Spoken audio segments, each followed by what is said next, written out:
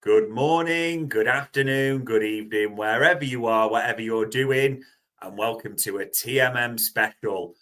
Looking forward to this one, ladies and gents, because it's all happening at the centre-back position right now, isn't it? Most importantly, the skipper has signed a 2-year extension. We've got the main man locked in. It now comes down to who's going to be the supporting cast for the coming seasons.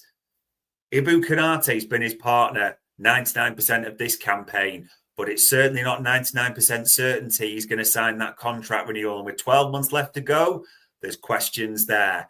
The name linked, everyone is saying Dean Huijsen. We've been saying Dean Huijsen. We've got to look at him and really dig on this, compare and contrast the two. And then there's even question marks, isn't there, around the likes of Quansah, Gomez. Where does their future lie? There is so much to dig into almost in this centre-back minefield. And here as ever, to look at it, Barts. And before I come to you fully, Barts, and set full context, we've got some brilliant centre-halves. Huijsen could be a brilliant centre-half. There is a lot to like. If we get it right this summer, the collection of centre-backs can be brilliant, couldn't it? 100%. Yeah. We have some great centre-halves. Unfortunately, one of them is very injury-prone. And Konate's had his best season in terms of injuries, but he still missed a month. So, more than that. So, but yeah, if we get it right, we could end up with a set of centre-halves we haven't had for a long, long time. It's probably since we have Matip, Konate, and Van Dijk and Gomez less injury-prone. So, yeah, that's probably the last time we had 4 that were amazing. So it could be really good. It could be good going forward. It's just balancing up, it's not our money, but it's just getting that right. And then what you're bringing in, and if you're losing one, then you've got to bring someone else in. So, yeah, but definitely we could end up with some very good centre-halves at the club. And as Bart says, we could also end up with a slightly worse starting position than we were at this season. So we'll get into it straight away. Well, the runners and riders, how we're going to analyse it. So first of all, Bart, I want to get into this. Ibrahima Konate, let's just be clear. Him and Van Dijk have been the centre-back pairing. Obviously, Van Dijk's one, but a brilliant number 2. Probably number 2 on his day centre-back in the league. I don't think any Liverpool fan doubts that. Injuries a bit of concern, but this season, as you're right to say, that the best, so we'll get into his metrics. We've also got to analyse it in the sense that Ibu will have 12 months left to run in the summer, and these contract negotiations are dragging on. Let's be clear, people. Yeah. If he doesn't renew soon, they will sell him this summer. They will not allow this one to go down on a free. I suppose in terms of that context and that analysis, Bart, how good has Konate been this season, which then leads to the other end of the scale? How big could be the loss if it is a sale? I mean, if I just compare him to Van Dijk, right? We showed this other day. Those who looked at the BBD special would have seen a little glimpses of here. But Van Dijk and Konate together have got an 81% win rate, right? Yeah. That's pretty amazing. They should have conceded 39 goals, which is just over the way we have done, but that just shows you the mark of it. And we should have scored over 90 goals as a team. So again, it's slightly better than we have been doing. So there is no doubt that these two, if you look at the comparisons of partners that Van Dijk's had, they have the best win percentage as a pair. They have the best defensive record as a pair, and they also have the best attacking metrics as a pair. All right, so it's not even close. The highest score for Van Dijk and Gomez is 75 goals this season, and the highest score for Quansah is like 55, 56. So, and the limited game, so it's night and day, right? These two are the established centre-half pairings. Yeah. Just looking at his metrics here in comparison with the rest, we've got Konate's here. So he has a threat conversion of 41, which is actually quite good in comparison. It's better than Van Dijk at the moment of the season. Shows he's developed that part of his game. It's not an asset, should we say, but it's certainly getting there. Pass success 90, up there with Van Dijk at 92. So that's something you definitely want to be seeing.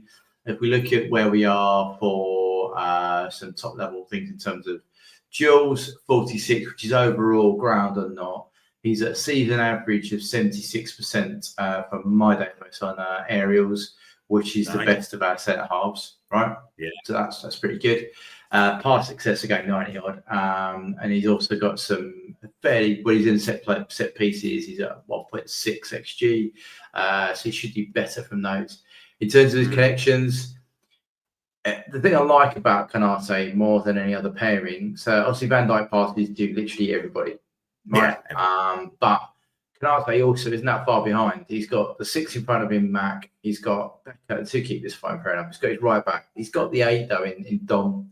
He's got Mo. He's got Grab. He's got Trent. So there's still, yes, it's right side dominant. He hasn't got the range of Van Dijk to switch it, but he's still able to find every player on the right side, which is. That's quite, considering people question Konate on board ability.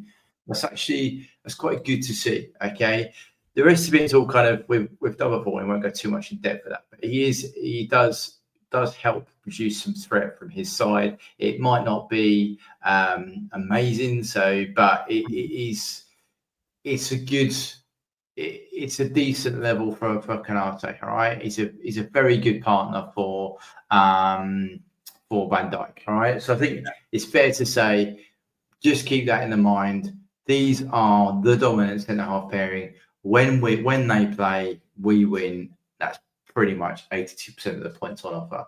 That's a huge slab to put down on a table when you're talking about contracts, right?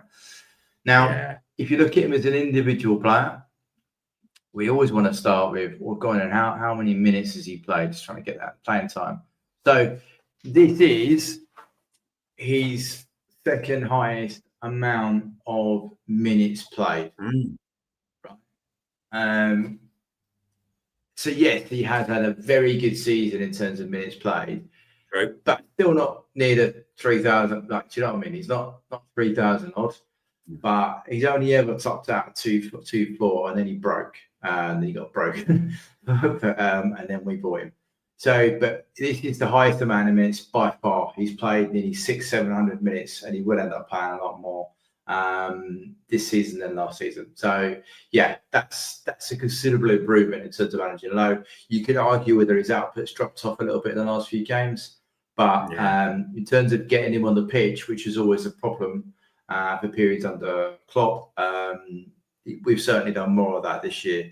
In terms of him being on the pitch and what it does to our success, slightly negative, but that's, you're not expecting your centre halves to do a lot of the heavy lifting in terms of creation. Aerial drill weight, we bang on about this. 70%, as I said, 71, 76. So he's well above the thresholds we need for a centre half to be doing. Okay. So lots of things to like about Konate. If you look at his profile, so the thing you got to remember with a lot of, we always talk about the bottom box for defending, but a lot of these things are not necessarily what you would ask your centre half to do. You don't want your centre half tackling, because that shows he's made a mistake. A reactive action to a defensive action. Interception, yeah, fair enough. Some of ours are quite smart. Used to be smart, get in front, nick it. But the risk for that, you then leave space behind him and get it wrong. So, and as your last line, you don't do that much. Blocks and clearances, yeah, you'd expect if you're under pressure to be able to block, clear it, but we're not under pressure that much. So he's not going to do that many a game. Aerials, though, 79th percentile, that's where we need our centre halves doing, dominating that metric. And that's 79th, but then the 80th percentile is very good. On the ball, we know this is not his strength, okay? But having said that, we don't expect him to be in the penalty box. We don't expect him to receive progressive passes, and we don't expect him to take players on. All right.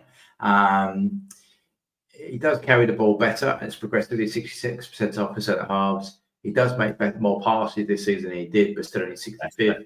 His pass completion is 81st percentile for a centre half. That's really good. Okay. What does he do in the attacking box? I personally don't think he scores enough. 68th percentile, right?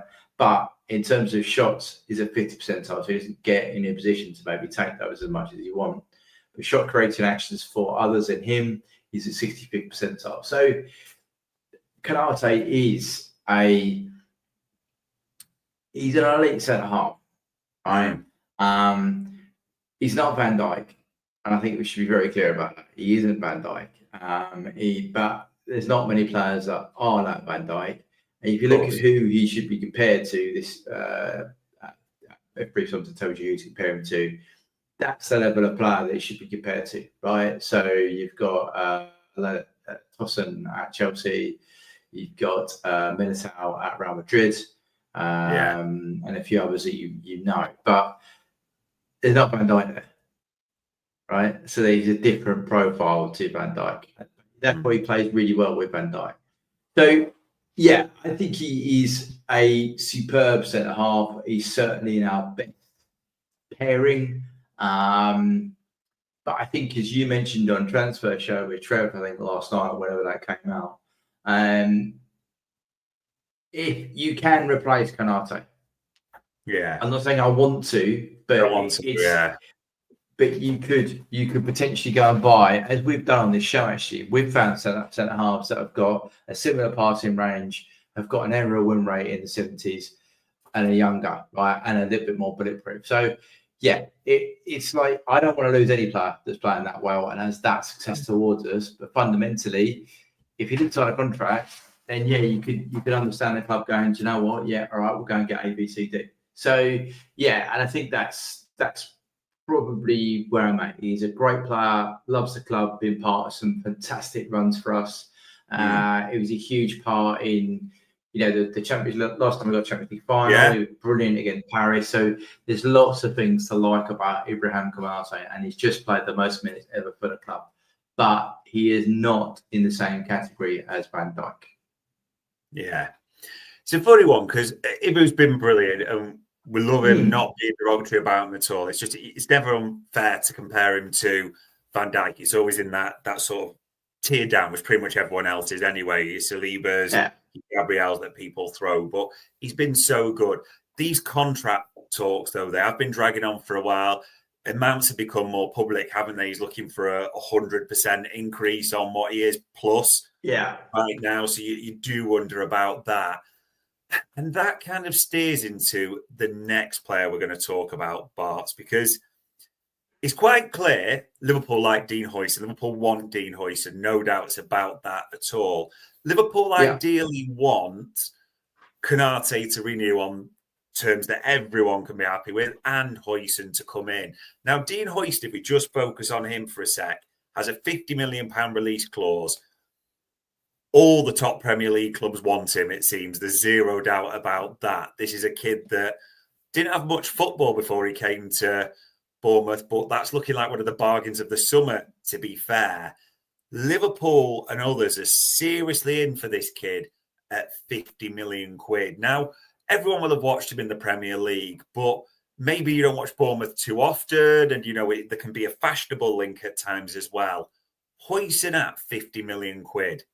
We've ran him on TMM, and obviously it was a while ago, so we can see if it's been an uptick.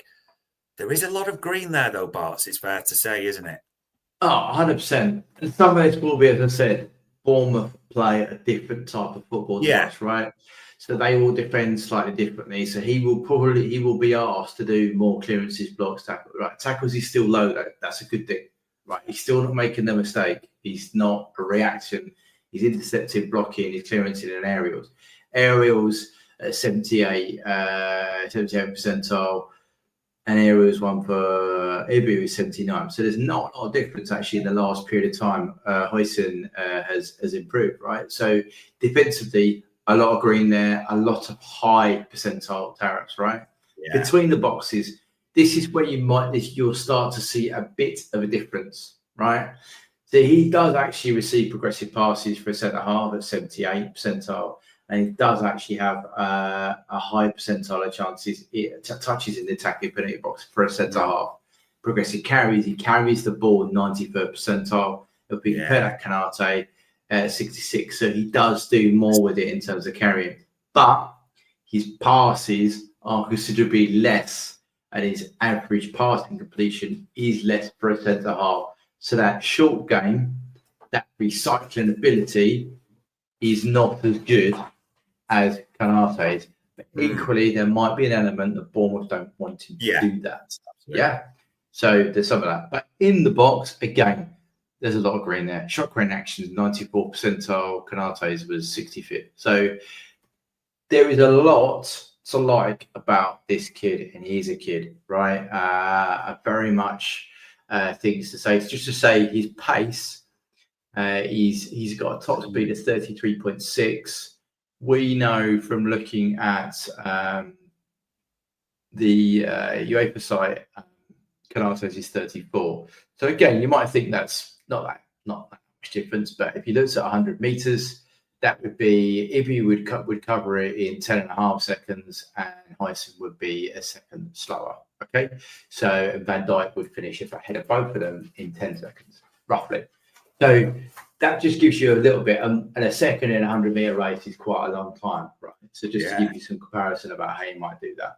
So he's not slow, but we would be losing a little bit in the recovery pace that Ibu has to go from that. So if you start then overlaying that, so let's look at what are the. So I said, who's he compared to? So he's compared to, funny enough, Cape at Leverkusen, Mancini at Roma. These are names that we've chatted about before. Yeah, Doherty, a little worry, but there are some players in there that we've all seen, and these are the ones that fit his profile the most, according to FPL. Yeah. Okay. Now, if we overlay that comparison with Konate, okay, so these are the two profiles overlaid: blue Huijsen, red Konate. It is fair to say that there are some elements here that Konate is better. So aerials one is going to be one. Okay, pass completion, passes attempted is higher with Konate. Yeah, but it's also, to be fair with the kid, and also Konate's got more assists. The kid is outperforming Konate in pretty much every other metric. So expected goals, shot creating actions, non-penalty goals, these are all attacking, but clearances, blocks, tackles might be down to style of play for the team. Progressive passes received, progressive carries, progressive passes made. Huijsen outperforms Konate. It's just that low-level recycling that he might not be asked to do. Konate is better at him, and aerially Konate is better, and Konate is quicker. I mean, it's clear Liverpool want both, and we talk about it there on the screen, what's gained and lost. So is it fair to say in summary then, in terms of you contrasting the two, Konate clearly better in the air, an absolute behemoth, strength, no doubts about that at all. Quicker, which is a key attribute as well, and experience. We've got, people shouldn't underestimate this. This is Huijsen's first season in the Premier League. Konate has played a World Cup final, a Champions League final. He's set to be a title winner. So, for where he is right now, he is above Huijsen by a bit of distance. It's fair to say that. That shouldn't be undercut, should it? No, 100%. And just adding on some threat for you from Markar stats, Konate's at 0.1. Huijsen, if I just find his name in here, is at 0.2. So a little bit better. But it is fair to say, for defensive, Konate gives you, I think, the archetypal thing that we typically have as Liverpool. We have two centre-halves that dominate the penalty box. And whether that's what Slot wants, we don't know, right? The other thing to note, and you pointed this out to me a while ago, actually, is, and credit to you for this, is one of our best centre-half pairings was actually Joe Gomez and Van Dijk, right? And Gomez has got a lower aerial ability than Van Dijk. Gomez, the problem is, Gomez has a very similar passing ability to Huijsen, or a bit more aggressive carrier, so same to Huijsen. Gomez is rapid at that time. So that's the only slight. If you look at a bigger and a smaller player, it can work.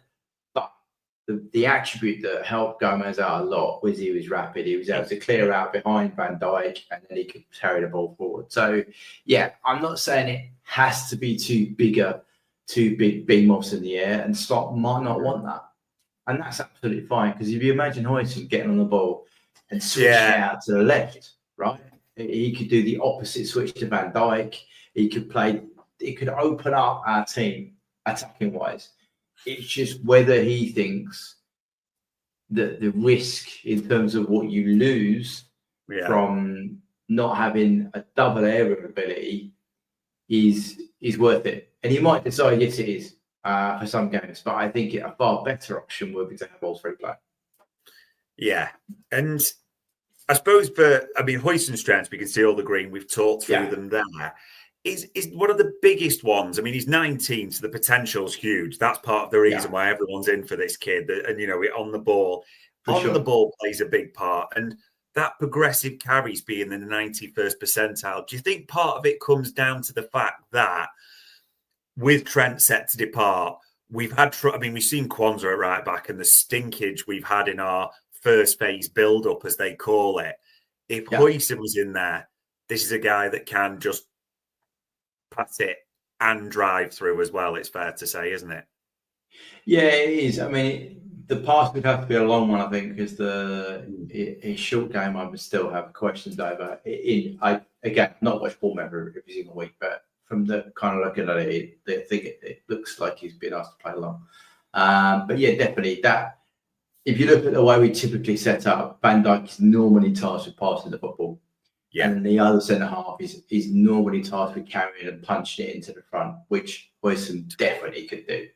It's just whether he wants to take the thing that drop off from primarily, although actually when you look at it on here, they're very similar.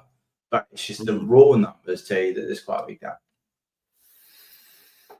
It does feel like, they want all three for obvious reasons as well. The worry is if Konate does get sold, Huijsen's a talent, but the drop for right now is a bit worrying based on what we're seeing and him starting next season. All three is ideal.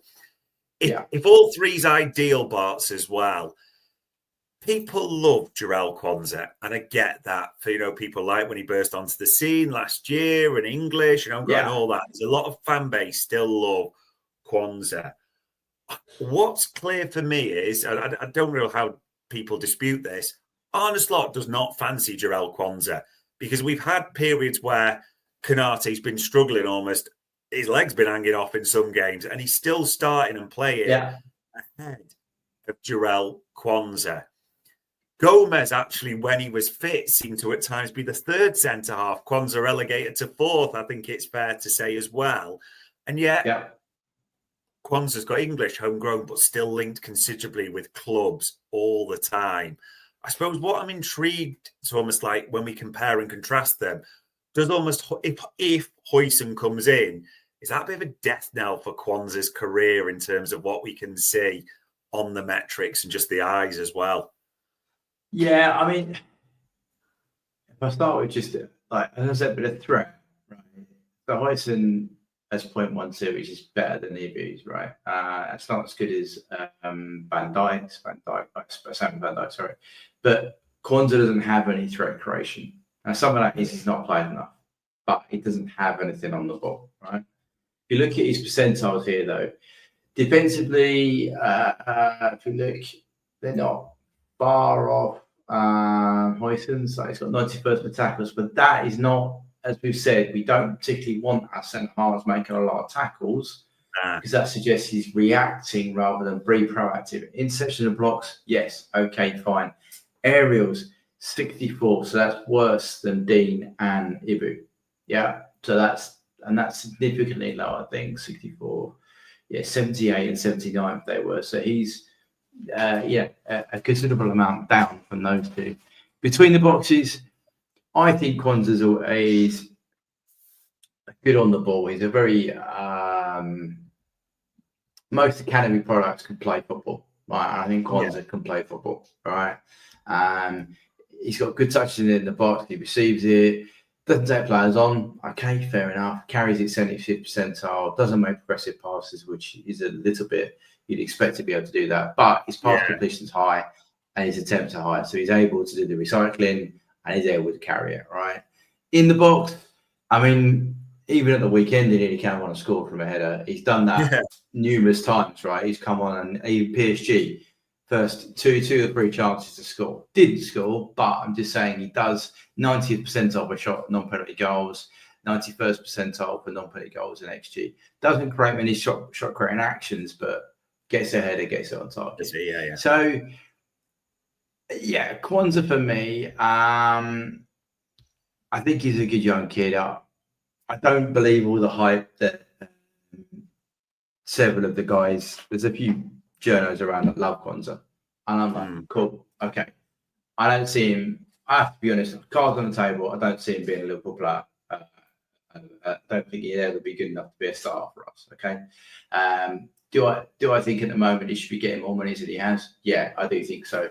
But I think, as I've said to you with a few other players we looked at, the manager has to trust you. And Ibu, to be frank, because he'd been so poor form, he shouldn't have been playing. But yeah, Quansah's been sat on the bench picking up his check, and he's not being trusted to go in. So that tells you probably all you need to know. Now, if we were to compare him to, as you said, to the guy we just spoke about, Huijsen, all right? So I think it's fair to say, as you've already identified, the passing stuff for Huijsen is not one of his strengths, right? But Quansah does not. Quansah beats it. So Huijsen is largely outperforming Quansah on most telemetrics. Yeah. Take on Quansah slightly higher, but again, I'm not bothered about that. That's just something, I don't really want my centre-half second players on. Progressive passes, they're pretty much the same. 1v1s, Quansah's better than Huijsen, but then he's played a bit of fullback, which would have got more exposure to that kind of action than not, even though it's not listed here.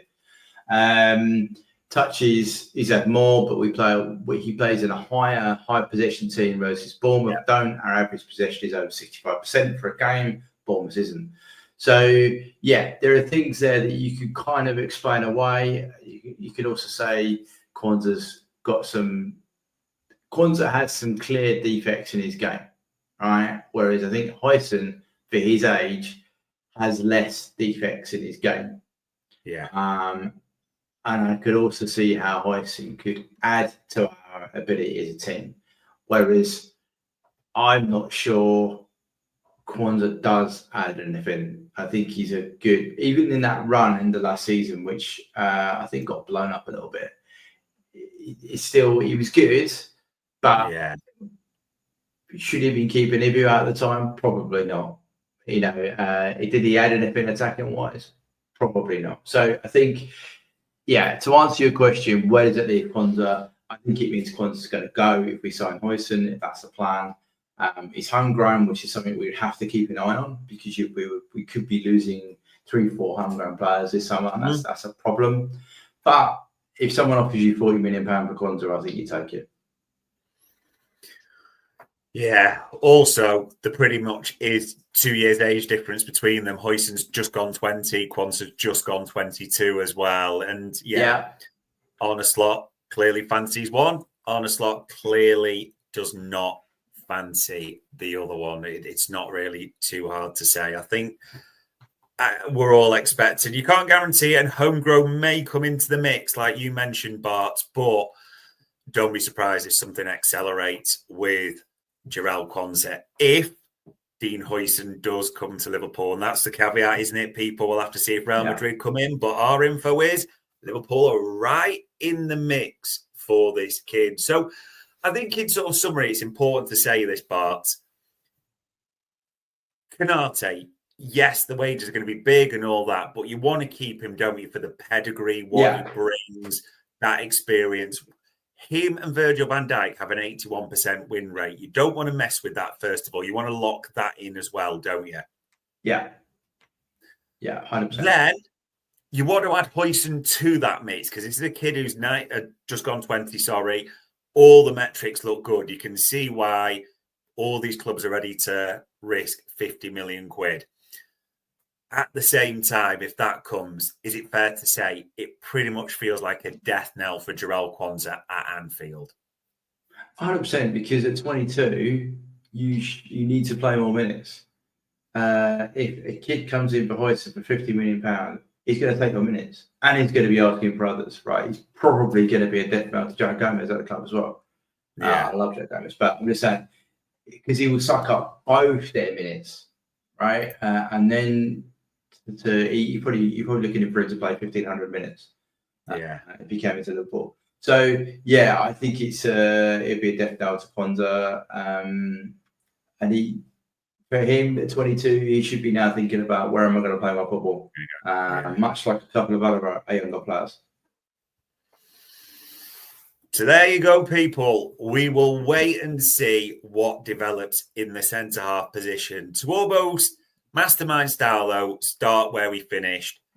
Virgil van Dijk is signed. That's the most important part. We get him for another 2 years. The partners, the future, successes and departure, that is all to be decided. But the metrics are there for you on the table. All it leaves me to say, as ever, is Bart for the analysis. Sharing that, running the numbers and giving us your thoughts. It is much appreciated, pal. No worries, anytime. And ladies and gents, that was another TMM special for Anfield Index.